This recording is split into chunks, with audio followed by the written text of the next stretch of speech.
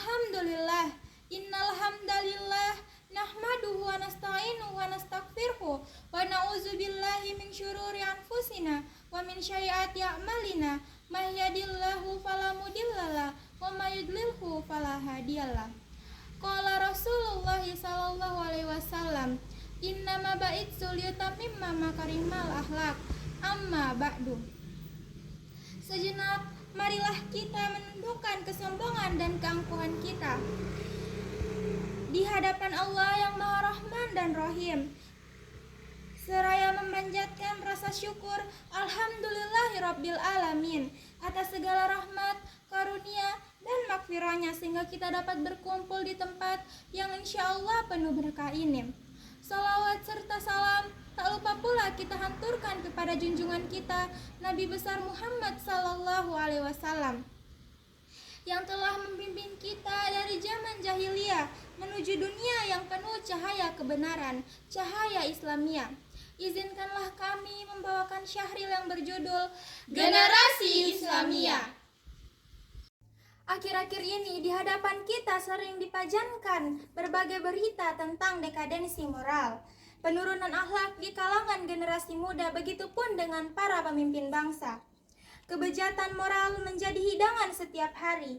Para pejabat korupsi berselingkuh dengan dalih nikah siri. Premanisme merajalela, begitupun dengan penyalahgunaan narkoba. Kesesatan seperti yang dipertontonkan oleh Eyang Subur seakan menjadi tuntunan yang tak perlu dirisaukan apalagi dihentikan. Astagfirullahalazim. Kini alangkah mudahnya kita temukan orang-orang yang di sekitar kita, saudara sesama muslim yang menyimpang dari jalan yang lurus, meninggalkan ajaran yang diajarkan Rasulullah. Yang lebih mengerikan lagi, secara kita tak sadari, semakin lama, semakin kita membiarkannya. Semakin lama, semakin bersikap permisif dan pasif. Menganggap segala kemungkaran itu sebagai hal yang biasa, yang harus diterima karena tidak lagi sanggup berbuat apa-apa. Istilahnya nafsi-nafsi, urusanku sendiri, urusanmu sendiri. Jangan ikut campur.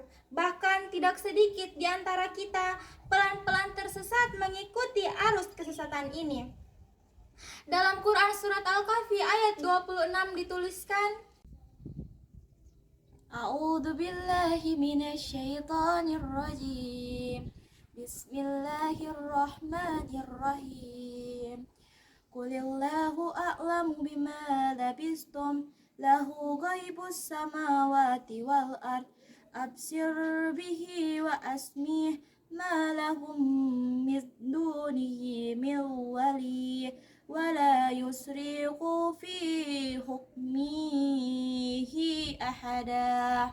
Dengan menyebut nama Allah yang Maha Pengasih lagi Maha Penyayang. Katakan, Allah lebih mengetahui berapa lamanya mereka tinggal di gua.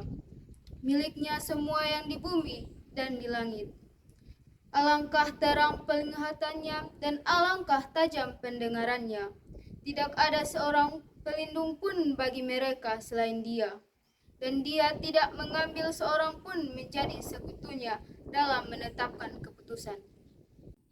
sungguh sangat ironis. Di tengah-tengah gencarnya syiar Islam, di tengah-tengah banyaknya pengajian massal yang dihadiri ribuan, bahkan puluhan ribu orang, kemunkaran semakin jelas-jelas dipertontonkan. Untuk itu, marilah kita sadar sejenak dan introspeksi diri. Bercerminlah pada sifat-sifat Ashabul Kahfi yang layak kita teladani. Sifat itu adalah menegakkan sholat 5 waktu, sebab sholat akan mencegah kita dari perbuatan keji dan munkar. Inna sholata tanha anil fasa iwal munkar. Selalu menyuarakan al-haq dan membela kebenaran. Mencintai Allah dan Rasul-Nya dengan selalu menjalankan perintah dan menjauhi larangannya, sesuai dengan yang diajarkan oleh Rasulullah SAW.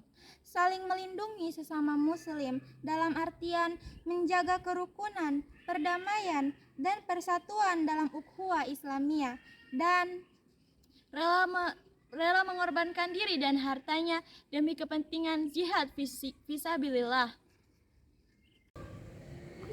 mengapa kita bercermin pada mereka mereka? Jawabannya terletak pada diri kita sendiri.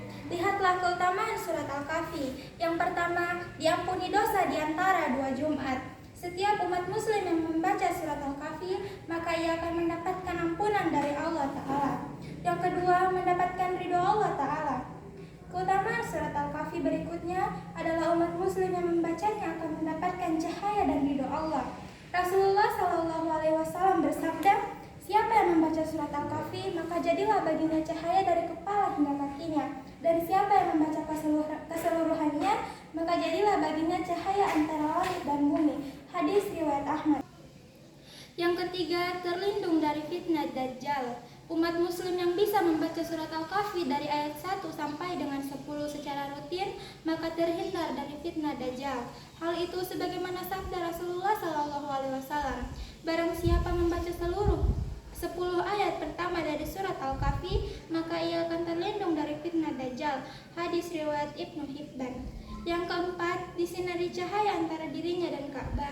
Salah satu keutamaan membaca surat Al-Kahfi pada malam Jumat adalah akan disinari cahaya antara dirinya dan Ka'bah. Rasulullah SAW bersabda, barang siapa yang membaca surat Al-Kahfi pada malam Jumat, dia akan disinari cahaya antara dia dan Ka'bah. Hadis riwayat Ad-Darimi.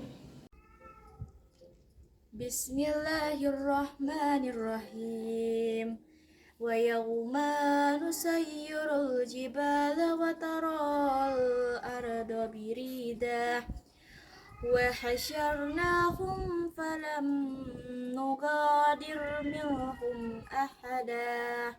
Dengan menyebut nama Allah yang Maha Pengasih lagi Maha Penyayang.